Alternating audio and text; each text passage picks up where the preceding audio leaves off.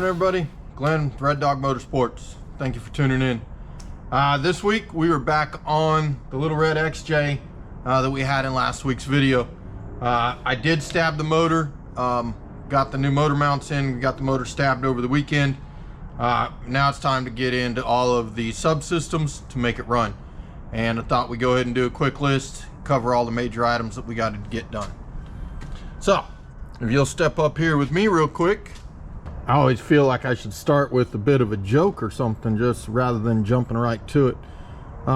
No preamble or nothing, just get her done. All right, so engine's in, but we need to finish. We need a tranny mount. Excuse my writing. We need fuel. That has to do with the fuel pump. We need a carb on it. And we need a fuel regulator. All the associated hosing and stuff. Of course, we need spark. So that's going to take us to some electrical. Here, step back a little bit.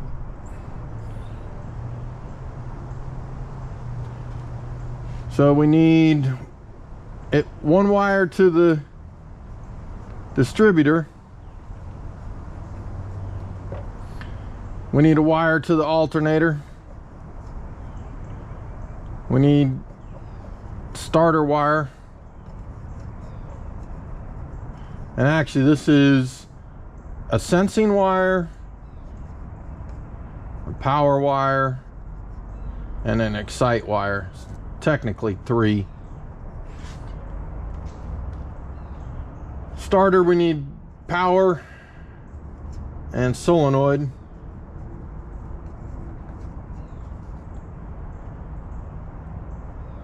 And then we got gauges.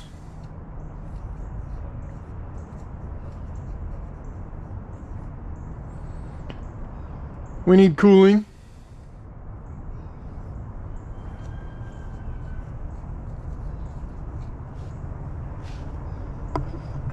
You guys need to follow along a little better. So we need to install the radiator. That needs hoses.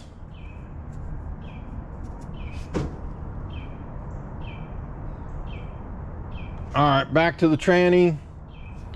It needs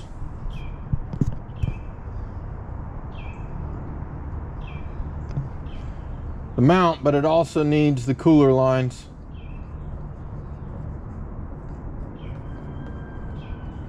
And I have not yet connected the torque converter to the flex plate.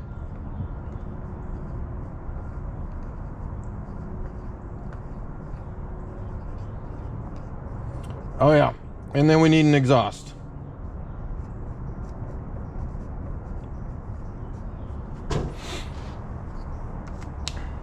And steering. Man, there's a lot to do. And actually these are just steering hoses.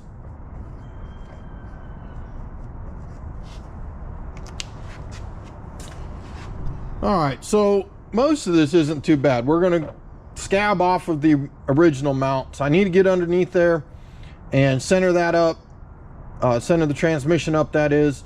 Get the mount under, determine where things are going to fall, and just drill a couple of holes.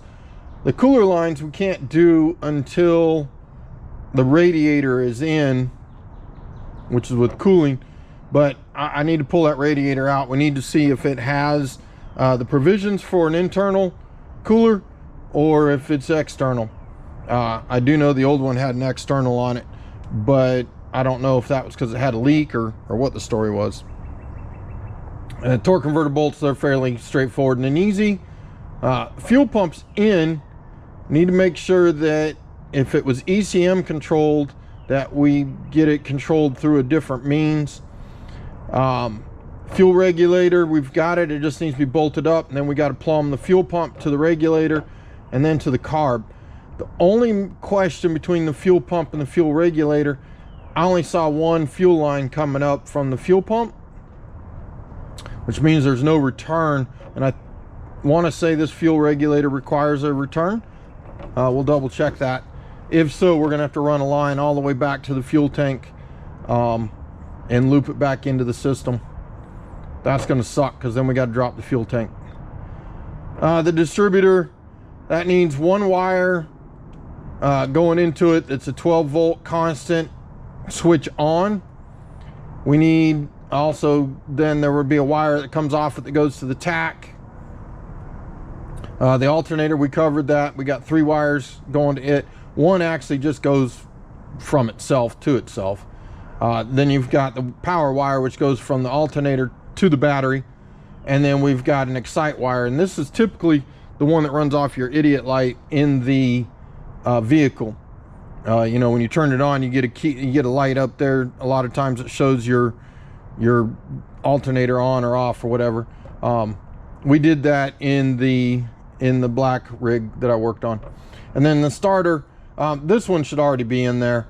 You got a power wire, it goes from the battery to the starter, and then you've got the key switch that goes to the solenoid, and I believe those are already in. We've got the gauges. We've got, for this one, I believe he got oil pressure, water temp, and tach. We just got 3. The cooling, it's got a ready to install radiator. We'll get it dropped in. Then it's simply a matter of connecting hoses. I haven't ordered them yet. I got to figure out the combination of bends versus straight line that we'll use. We'll use some 1.5" aluminum tubing. We'll go ahead and bead roll the ends, and then it's just clamp it all together. Exhaust, I need to draw that out. We need to order the parts. That's to be one of the last things that we do. And the steering hoses, I've got to determine all the right ends, and then we'll just make up -6 stuff. All right, so that's where we're at. Let's get to it. All right, guys, we're gonna go up underneath the vehicle, take a look at the transmission mount. I'll explain what's going on there. I got the old exhaust out and everything kind of cleaned up underneath here. I got the other mount with me. So let's go take a look and we'll see what we got to do to get this going.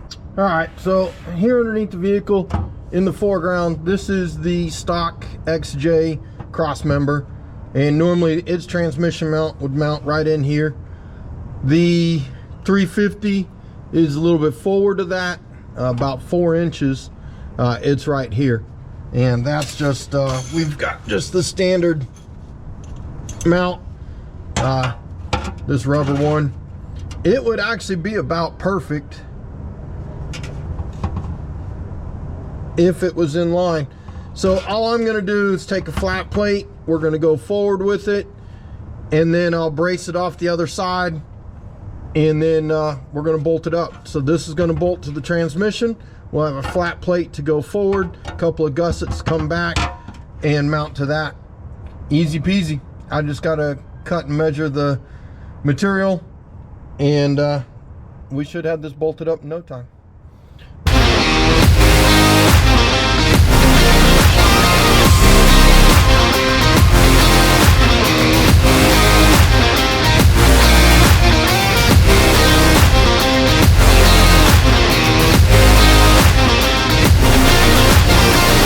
All right, guys, catching you up.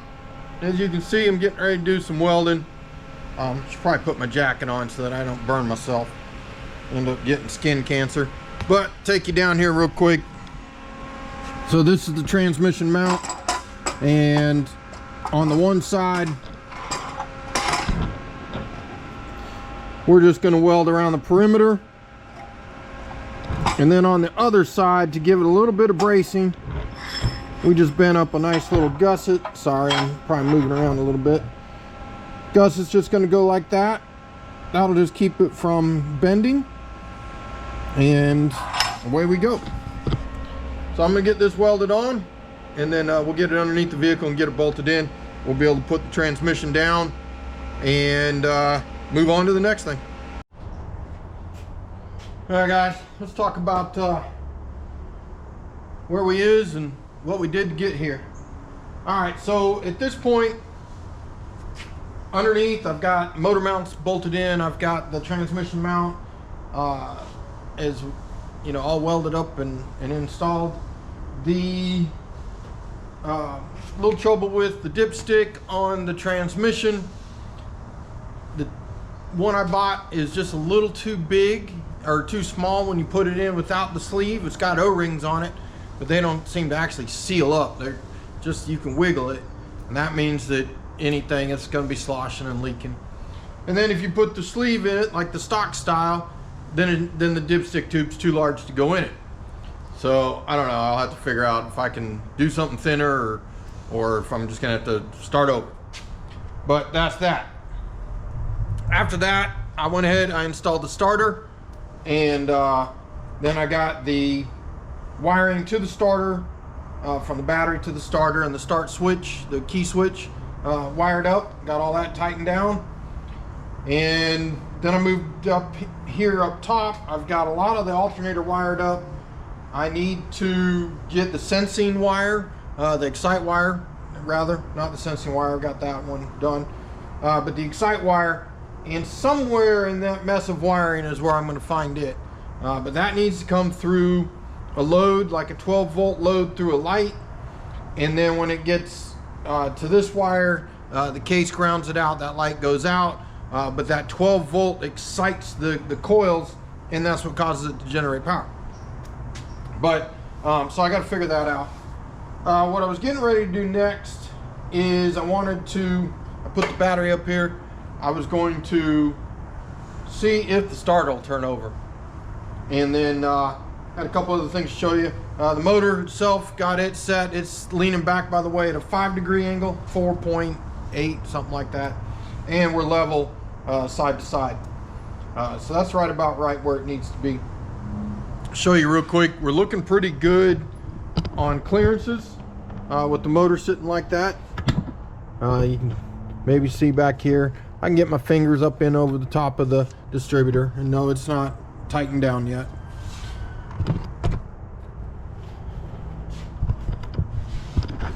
Oops, I dropped you, sorry.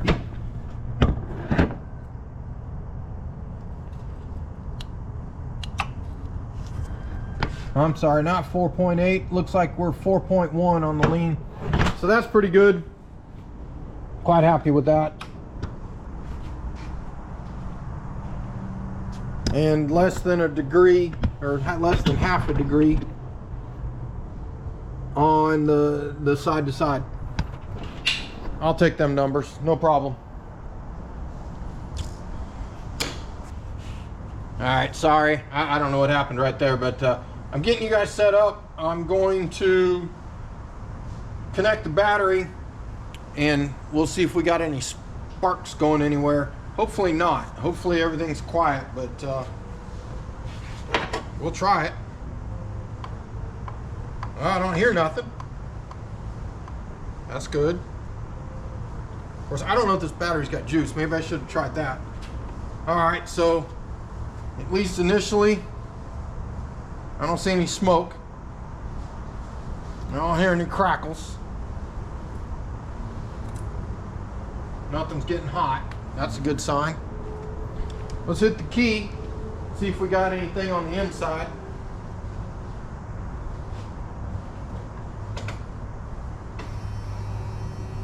I got a seatbelt buzzer.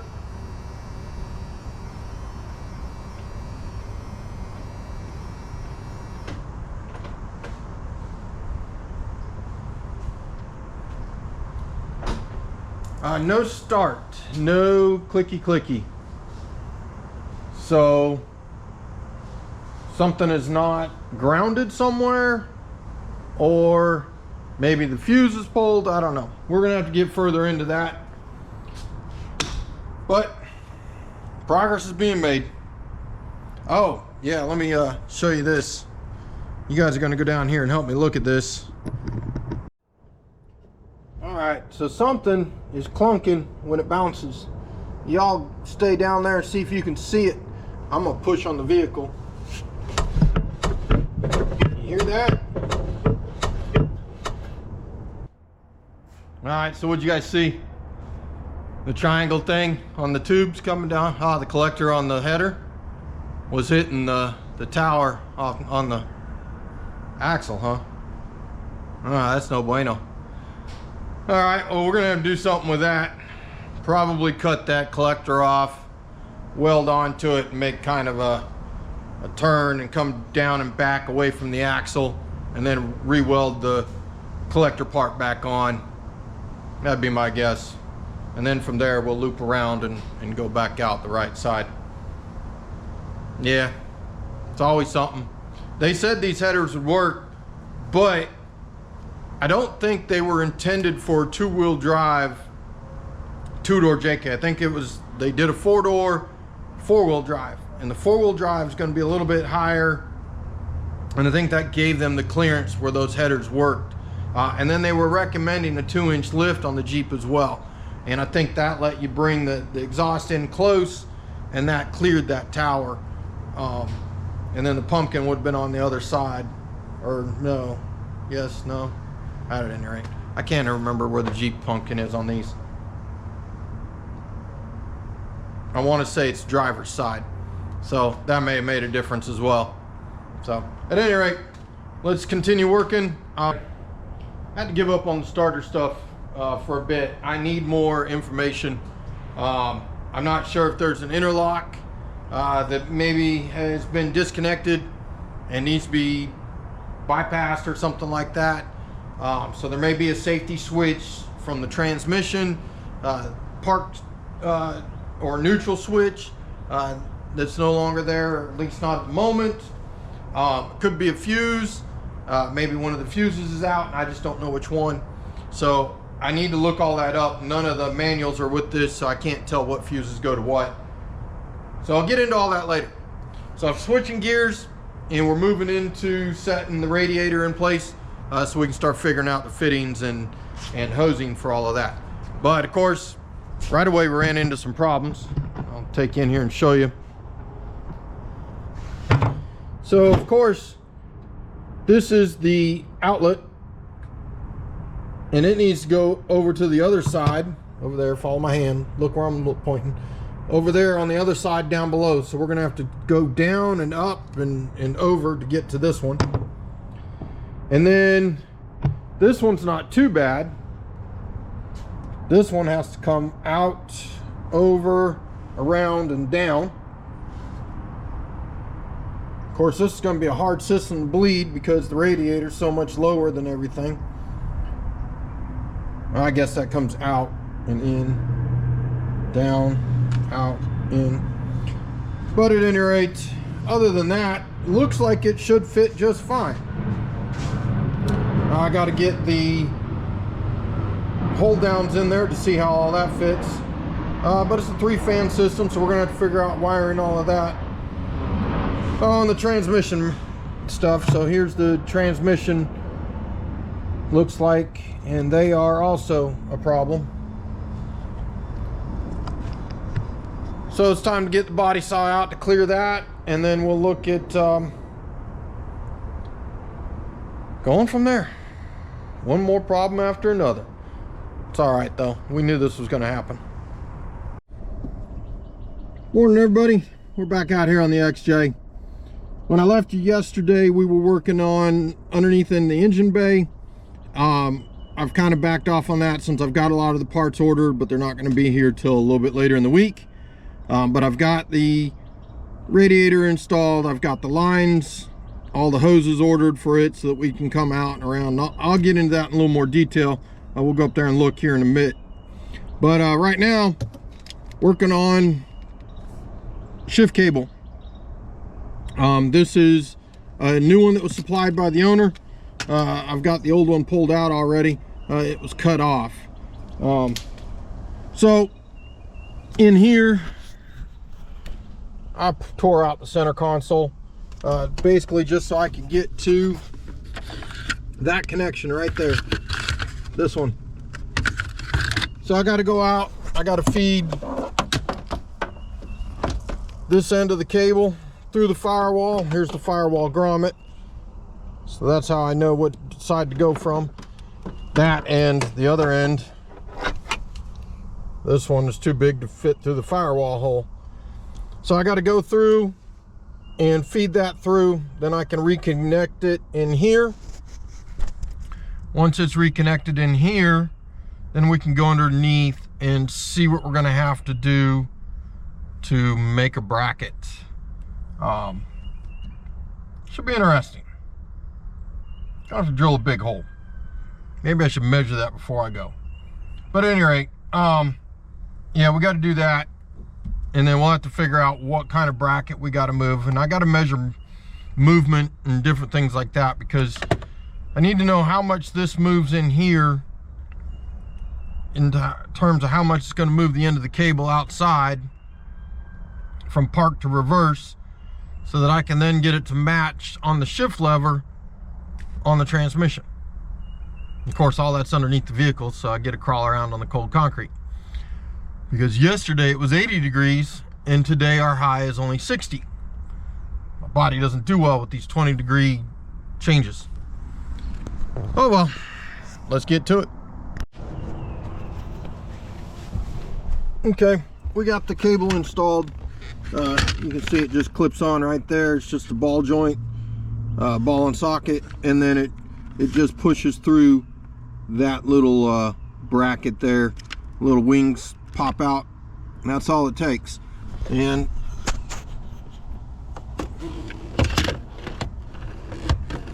we got movement. So right now I got it in park. I'm gonna come out here to the engine bay. We'll put you on the stand. You want to stand here. Now what I'm gonna do is we're gonna do some measurements. So with it in park, I basically have from the point that I would mount to 8 inches. Now I'll go put it down into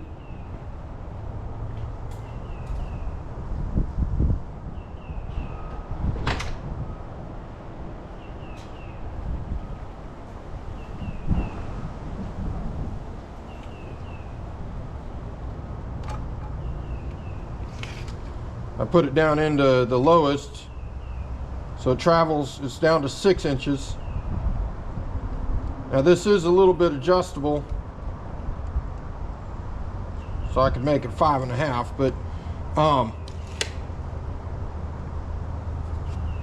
that being said, now I've got to go underneath and measure my throw down there, and I have to determine how to get the cable down so that it pulls the right direction from when I'm in park to when I'm in low. So let's go down and take a look at that, because at the longest, when this is pushed all the way forward, that's in park, and then it pulls back to go the other direction. Okay, makes sense to me. All right, today's being a little frustrating. So the shifter won't work. The throw is wrong for that transmission. Trying to make the different lever sizes to make the throws match. You know, you can do it in a ratio. Wasn't working out just because the stock cable isn't long enough. It has to be behind the transmission to keep the shifting up above, and a couple other things. It just doesn't work. All right, so I relayed that to the owner. He's going to get a different shifter, but we kind of talked about this before, that he was likely to need a shifter. So I moved to the fuel system. The line coming up from down below was broken. I found that out when I was under there moving it around, and it dumped fuel in my face. So now I smell like old varnished fuel, which is wonderful.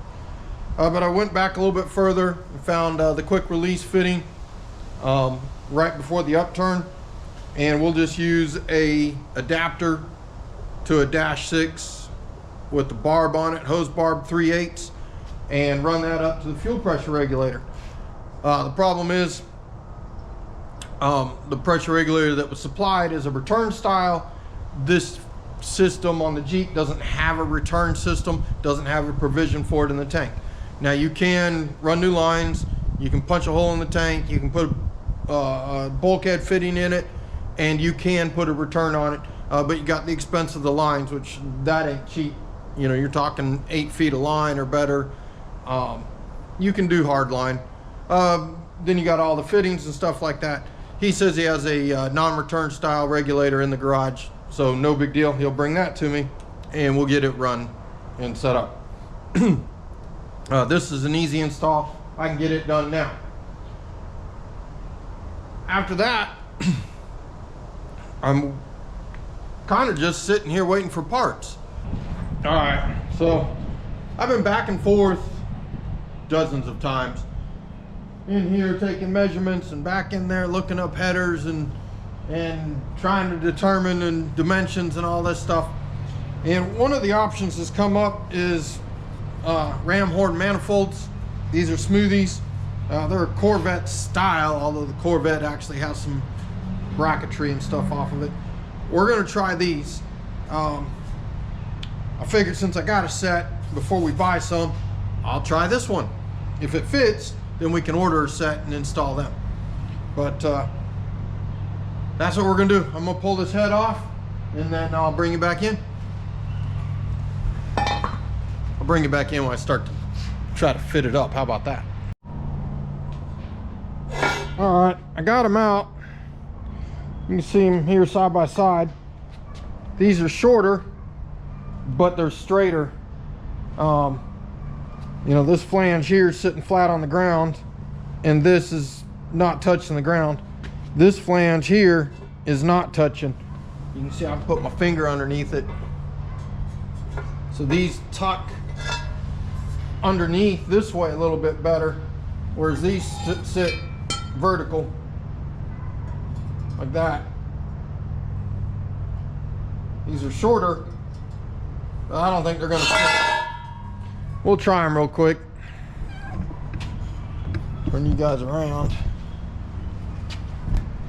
I just don't see them fitting. Don't know what we're gonna do. We're gonna have to get drastic. Start cutting stuff off the axle.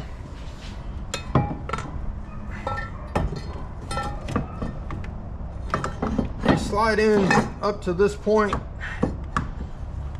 See, they're all right there. They're hitting all down in here. And you can't see it, but I can. The mount below is right directly in line with them. Because they're going straight down, they need to be that way once they're in there. And that's the problem with those, is they're just a ½ inch off from not being that far. The other option is get an oxygen acetylene torch, heat them up, and bend them in tighter. And that might be the best option. It'll ruin the coating on them, but I don't know what else to do. Morning, everybody. Glenn with Red Dog Motorsports. Been riding the struggle bus the last couple of days with this XJ. The old red bomber there. Just been fighting that header.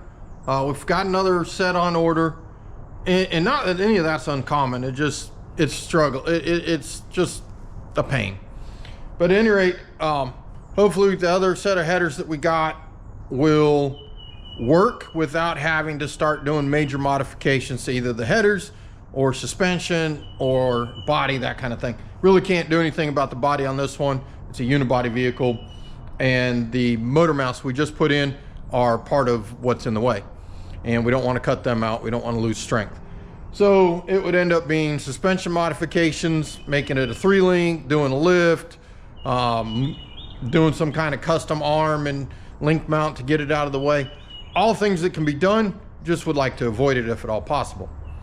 The other thing, I haven't gotten the shifter. It is on the way. It should bolt right in. It's for the 350. It will solve all of our throw issues.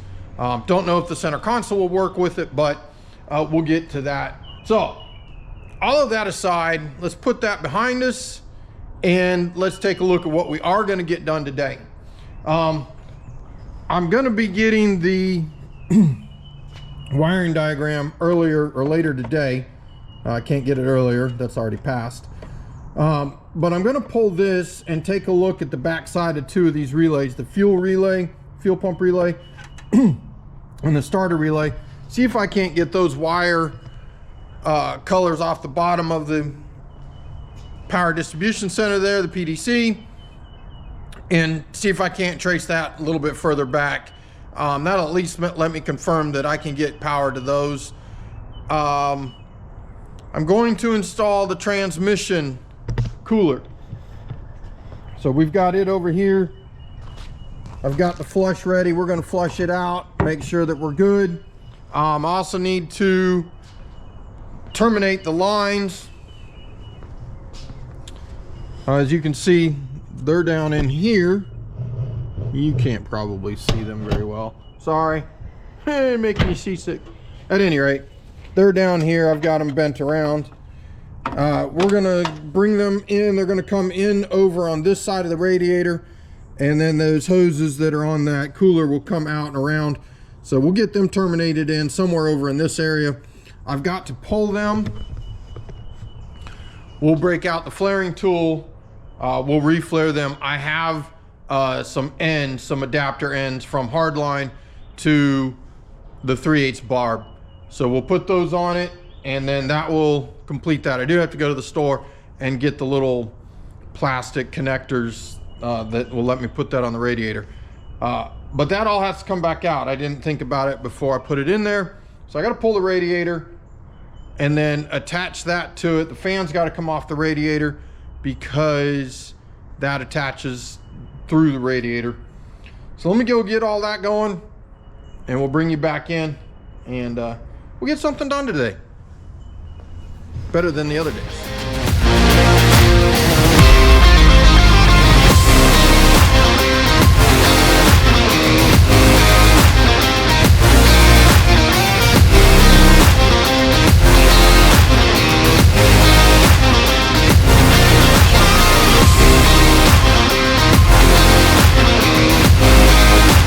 All right, we'll let that sit for a bit now that it's full, and then we'll take air and blow it out. And we'll do the same thing with the lines once I finish cutting them down. I'm back, and I changed my mind. I know, not a big surprise. I seem to do that a lot. I like it. I like to live on the edge and move quickly. And sometimes that means that, well, I got to change my mind and go a different direction. I was pulling the radiator, and I don't like using the little punch through plastic things that go through the fins. They eventually tear it up, much like it's happened here. Let me bring you in closer. See how these are all torn up? And one, that ruins the cooling, and eventually it can damage the tubes, and it's just no good, no bueno. So what we're gonna do, this will sit here. I'm gonna bring you in a little closer so you can see what I'm talking about, instead of just sitting way over here. Come on in, come on. All right, oh, look down here. Man, you guys just stiff neck and all. All right. So this side of the radiator faces front, faces forward, and this needs to sit just like so. And normally, you could just use those plastic pins like I was saying, punch right through, put the fasteners on, easy peasy, basically done. But what occurred to me is, why not just bend up some aluminum strap? Will come out 90, come over 90. We will use my favorite fastener, the self-tapper, and we'll just tap right into this aluminum brace or aluminum frame that goes around and holds the fans. I actually don't know that it's not a separate piece. They bent this into a U-shaped channel, but this is just sheet metal. And so we'll just self-tapper right into it. We can do that in 2 locations, and then we'll basically just strap this down using the tube to that strap that we put across, and then it'll float right in front. We won't have to worry about any of it being a problem. These are bent just slightly the other way, so this will give us a little bit easier way to do it. But yeah, we'll do that. We might have to bend these a little bit more, but that'll work. So I'm gonna get to making that. I'll bring you in once I get all my materials gathered. All right, so fairly straightforward. Just made a couple of little U-shaped brackets out of some 1-inch aluminum strap. It's 1/8 inch thick. They just sit right over the top of the radiator. As I was saying before, I'm going to use my favorite fastener, the self-tapper, right into the shroud of the fans. We'll use some of the little hose clamps with the rubber coating on them. Those will go around the ends, the loops on the tubes, like so. Those will get attached to the strap. That will hold it off of the face of the radiator a little bit. We'll put 2 on each end. The hosing is going to wrap around, and that'll be it. Easy peasy, no problems. I do have to go get some other hose clamps because these are too small. I need a little bit bigger, so we'll have to pick some of them up. All right, guys, I got the cooler lines out of the truck, the Jeep.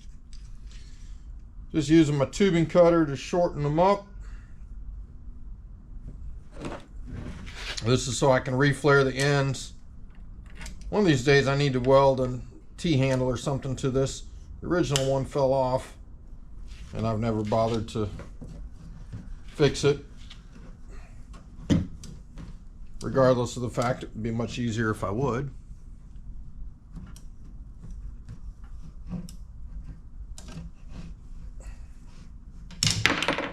All right, that was a little bit much. Get the ream.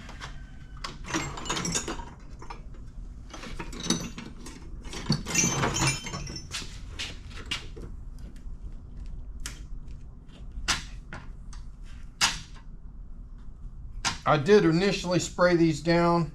I'll have to do it again.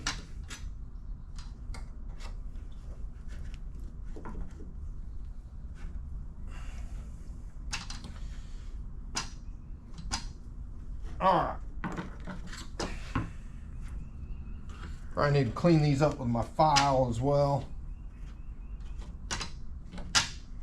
But the ream makes sure they're round, helps clean them out.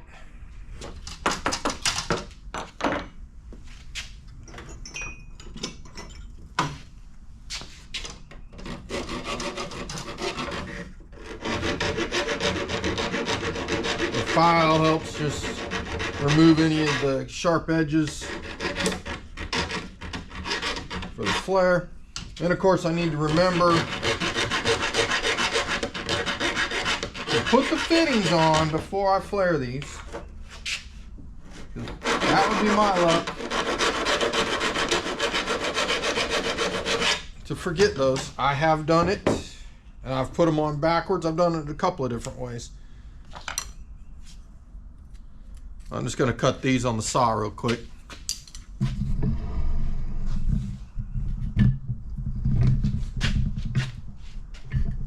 This little bandsaw on the rack table. Very useful.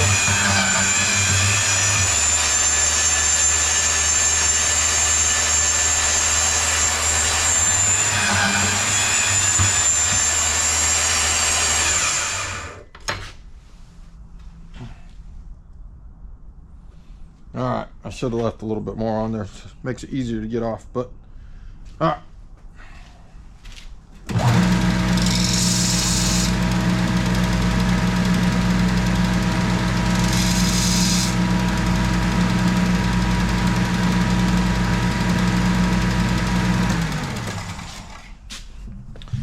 Let's turn back around. Pull these out real quick.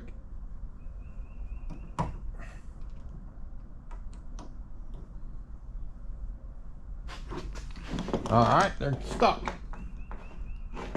And you guys aren't watching what I'm doing.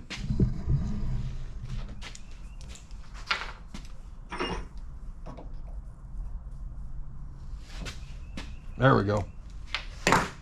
One down, one to go.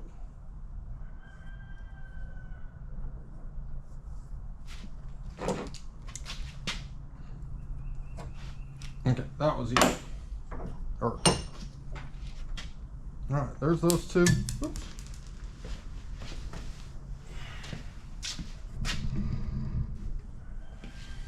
Now we can install them.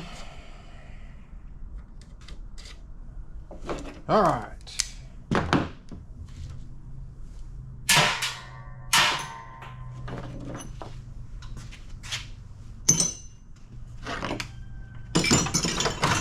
All right, I'm gonna break out the brake tool or the flaring tool, and then we'll get started.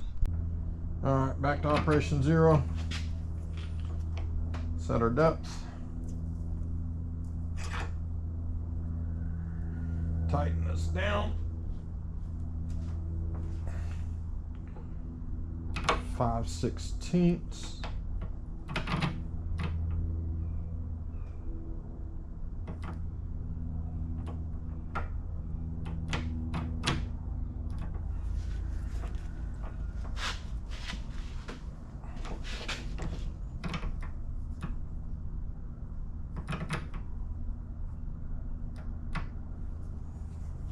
All right, now come on, don't move. There we go. And then we go to the second one.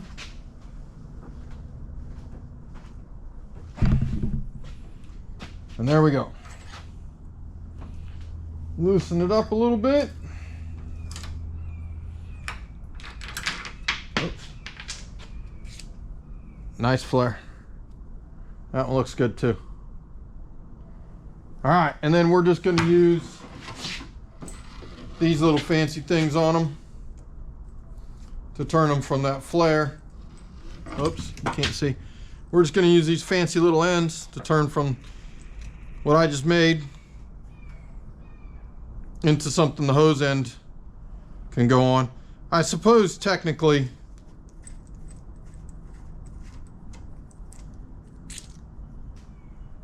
I don't need them. I could just run with just the flare, I suppose. That's all these are. Maybe we'll do that and save the fittings. It's probably better that way. No need to have those on there if you're not going to use them. Didn't really think about that before I made it. Interesting. Always changing. Might as well bring you guys underneath here with me. I mean, I know you wanted to see what I was doing. Well, of course I need an extension. Let me go get that. Y'all just hang out. It's the story of my life. I spend more time walking around trying to find tools than I do using them. All right. Well, let's see if we can get this broke loose.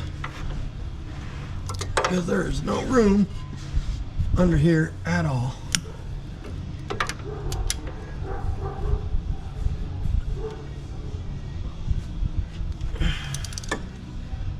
All right, easy enough.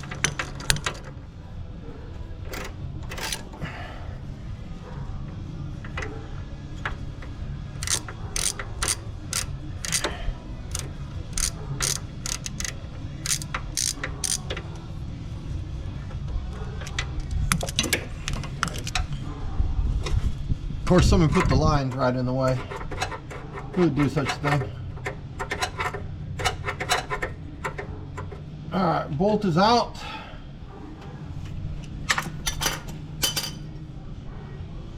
Now we need, let's see, it goes that way. We'll put this back in. I can get a better idea of how it's going to hold those lines.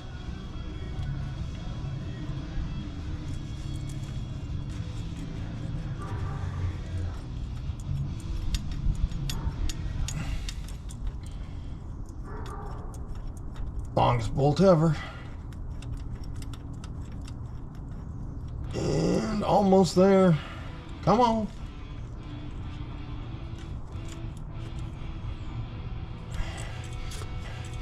I see why the guys up north have heated floors in their shops. I'll tell you what, it's not super cold right now, but the concrete's cold.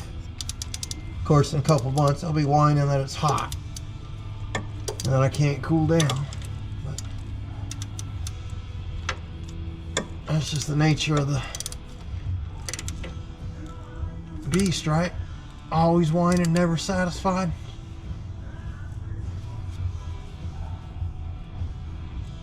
All right, tight. And then we'll just take this. It goes around there.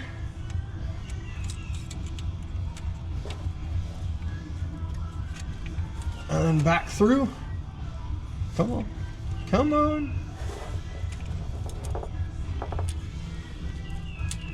Alright, well. Struggle bus. Seem to be riding that a lot lately.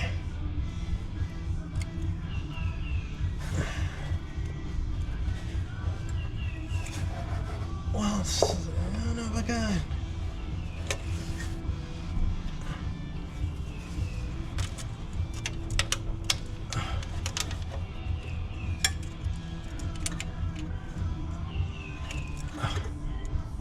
It's right there. There we go. All right. Now I'll just tighten this down. Of course, I got to go the other way so that I can access my bolt. I wish you guys had said something. You probably saw it.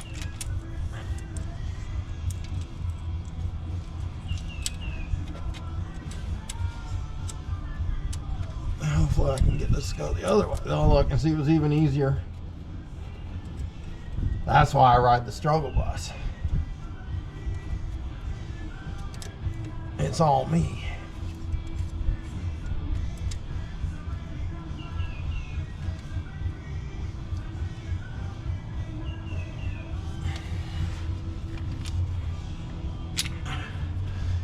Okay, I've got them nice and tight. I'm going to cut out all of the time it took me to tighten all that down because you don't need to see that. But nice and supported. It's not touching anything.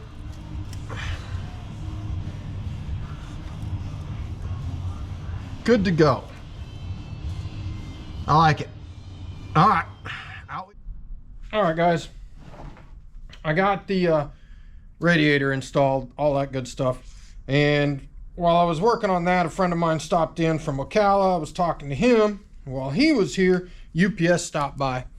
And he brought all of the power steering fittings and whatnot. So I'm making up power steering hoses because, well, I'm easily distracted.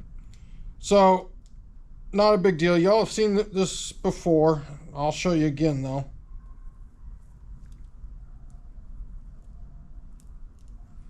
Sorry. Trying to get it around this. Let's bring you down so you can see what I'm doing. All right. So I got the protection jaws on there. I take the ferrule end. I chuck it in. It's usually helpful. You can do the hose too. Let's do the hose end. That's sometimes a little easier. It's just easier because with the hose clamped in here, I don't have to worry about the loose end flopping around. Now it's reverse threaded. So you just thread it on reverse hand until you can look inside. I don't know that I'll be able to show you that. But if you look inside there, you can see the hose pushed up against the bottom of the threads. And then you just take the hose end. This is a -690. Touch of lubricant. I like this Stay Gel or whatever it's called. It's made by WD-40. It's a spray and stay. Now this goes on correct threads. And you can do it either way.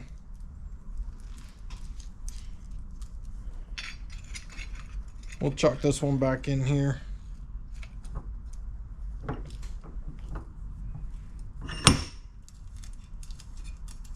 Typically it's fairly easy to start by hand. And then you got to switch. I'll grab my -6 wrenches here real quick.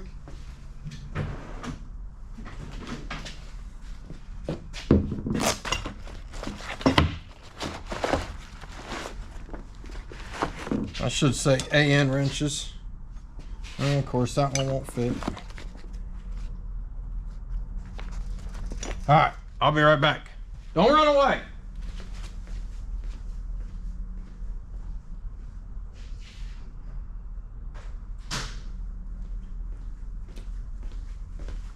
All right, I grabbed my left-handed crescent wrench and then we just run it down.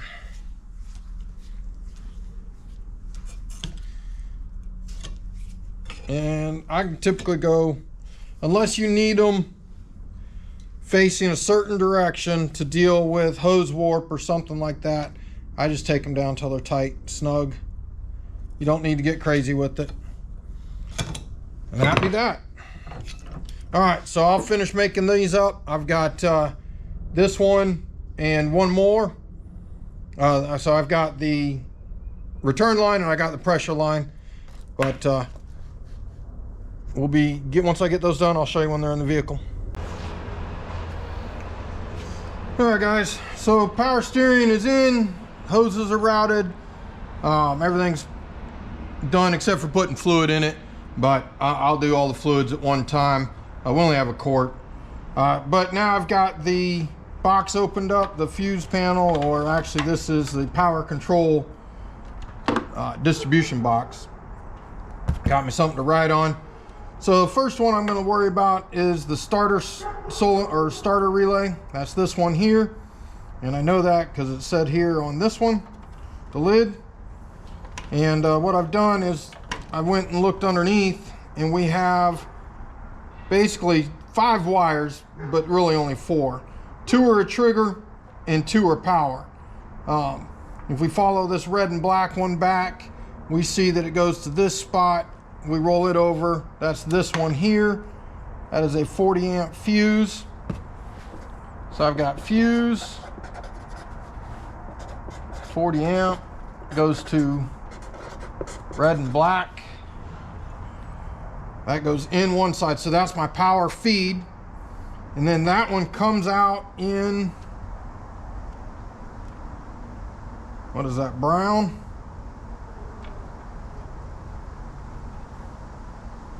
All right, we'll go with that. We'll go with brown. Red and black is feed.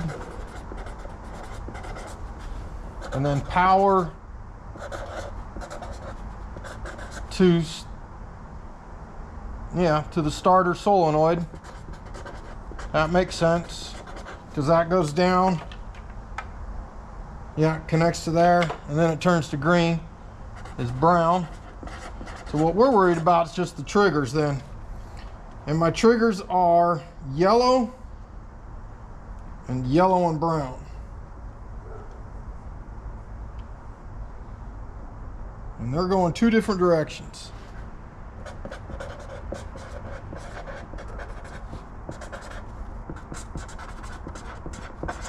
Are yellow and brown.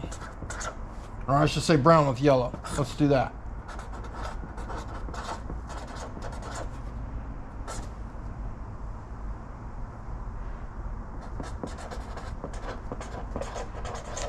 All right. So we'll trace those back out down through the harness and see where they go. The other one then is our fuel solenoid. I've got red and green and white.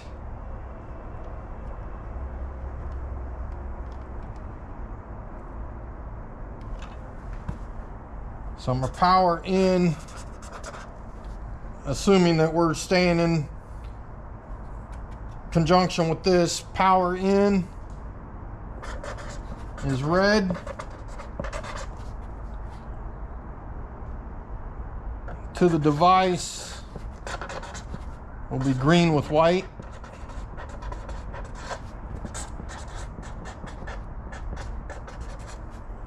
And my triggers, I've got dark blue,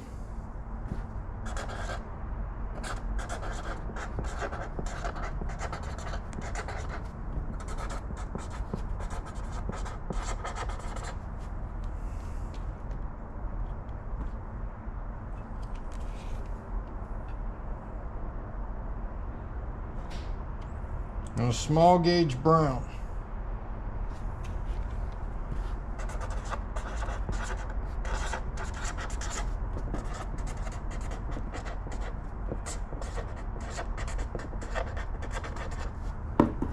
Well, if I would guess,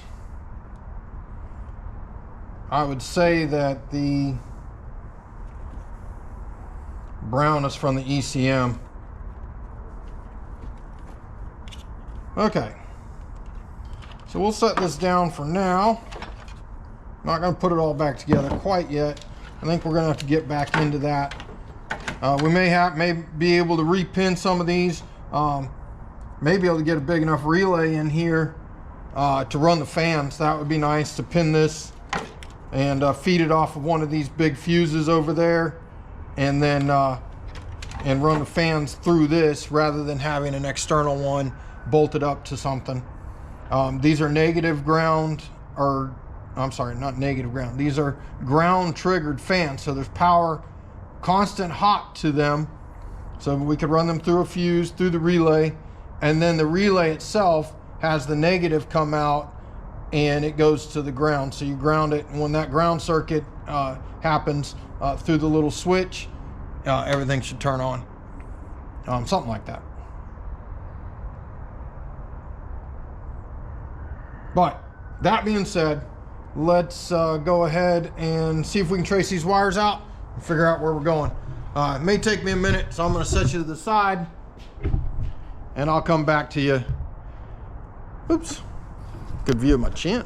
All right, I'm going to set you to the side because it's going to take me a while to go through all that, and then we'll bring you back in when I figured out what's what with the what's up. What's up?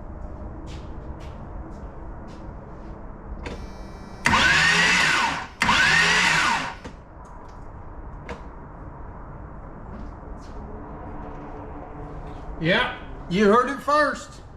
That's the sound of the starter.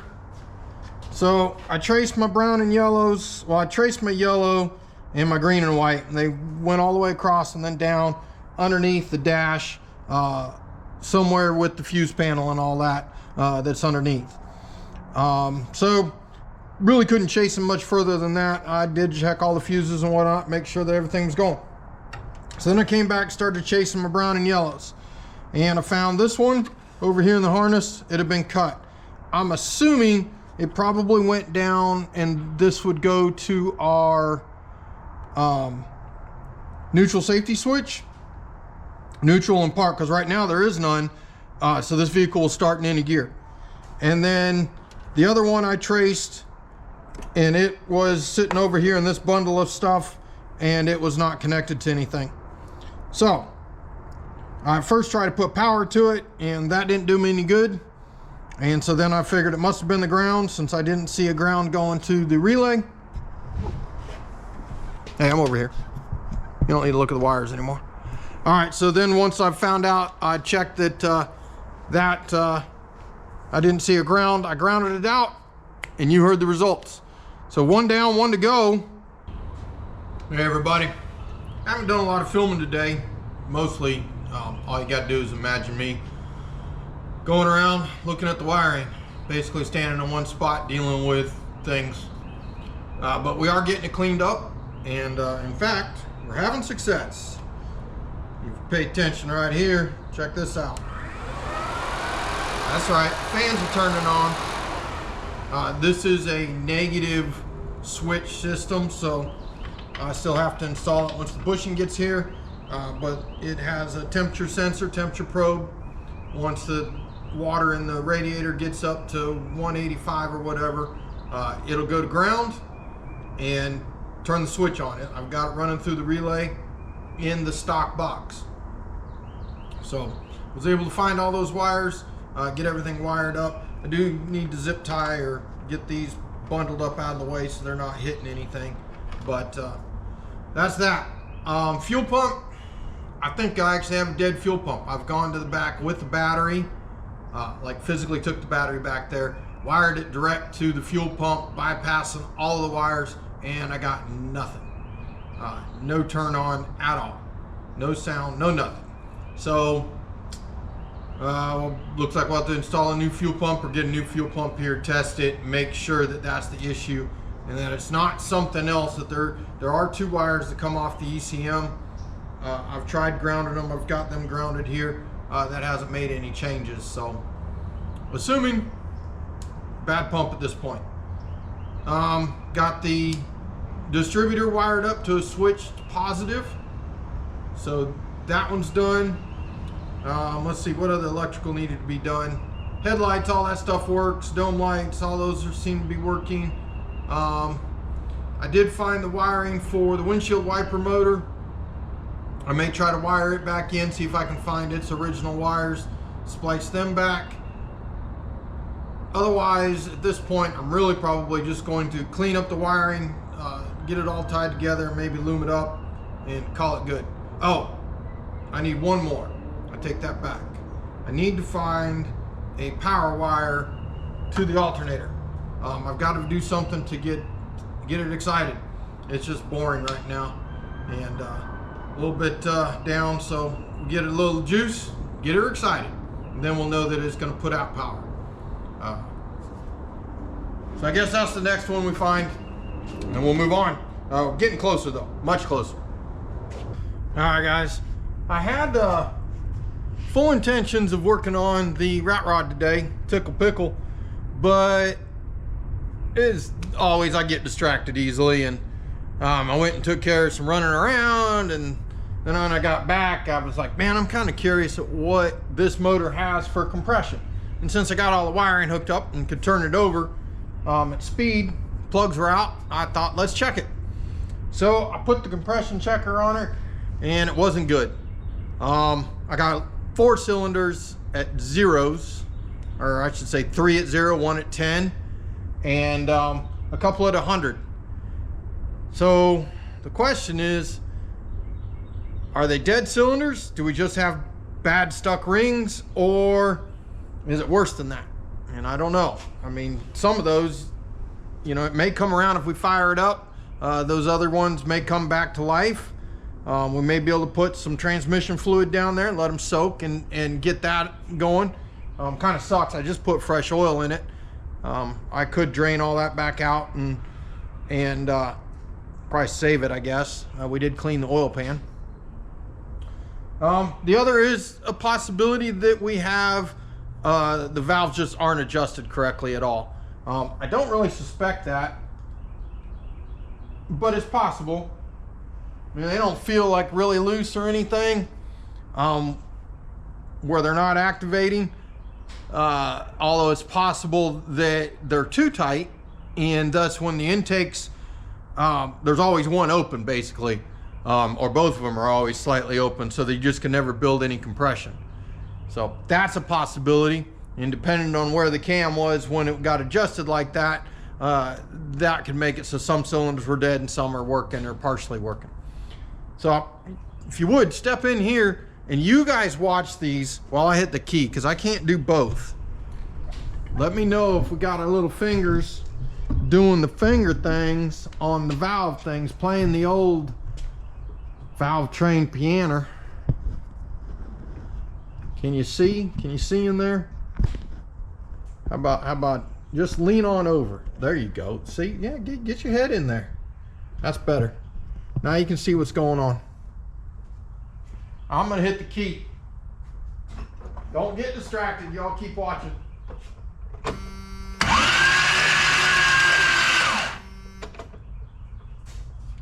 Was that enough? What'd it look like? All right, let me see. Y'all step. All right, well, I appreciate y'all looking at that for me. Let me know. They look like they're operating properly. I agree with you. There's nothing there that says that they weren't doing the correct piano dance. That ain't good. Gonna have to call the owner. Actually, he's bringing parts by tonight. We're gonna have to have a discussion, see what he wants to do. Not much point in, I don't know. We'll just have to figure that out and go from there. That's bad. All right, guys. Kind of the end of the week. You need to close up the video for this week. I thought a good way to do it, since we got the information on the cylinders, that maybe we cover what we do have done and what needs to be done, or what is left to do rather. And then that way, when we make a decision on what we're going to do with this motor with the owner, we can get moving forward. All right, so if you want to turn over here, take a quick look at our old list. Down here, steering hoses. Yeah, we completed those. The steering is 100% complete. I even put fluid in it, which now may be a mistake. On the cooling system, I don't have fluids in it, but the hoses are done. I am waiting on one more fitting.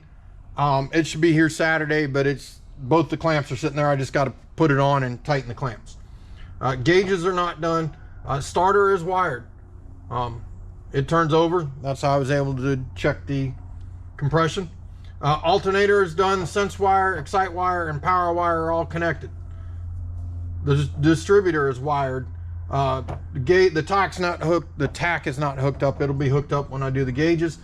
Fuel regulator, we're waiting on that to come with the owner. It should be here today. The carb, it ended up needing an adapter plate. This intake is a spread bore intake, and that Edelbrock 1406 is a square bore carburetor. So you need to get the square bore to spread bore adapter. They're cheap, and it's coming. It should be here probably Saturday or Sunday, something like that. The fuel pump, he was supposed to pick another one up. As we determined, it looks like this one's dead. We'll confirm that by testing the other one before we install it, to make sure we don't have just some kind of ground issue with the wires that were coming from the ECM. Cooler lines, this is for the transmission. On the cooler lines, they are installed. The drive shaft, he needs to take it to the shop. They'll lengthen it, balance it, replace all the U-joints, make sure it's good to go. It'll simply be a matter of bolting it in. And then we need a shifter and the kick down. Don't want to forget that. Shifter's coming with him, and the kick down's here, but I can't connect it until the carb's installed. So looks like basically we're down to just a few items. Oh, an exhaust. So I got to build the exhaust. The tubing's going to be here Saturday, I think it is, and he's bringing the headers with him today. So we'll find out if that header's going to fit and what we're going to have to do there. Then we'll be able to build the exhaust off of it, whether we end up lifting the Jeep to gain clearance or bending up that header, whatever it takes to get that done. We'll figure that out. But all of that's going to have to wait until, all that's going to have to wait until I talk to him this afternoon, and then we'll make a decision. You know, everybody's got budgets and time frames and all these other things that just life throws at us. So we'll figure it out, and then we'll let you know.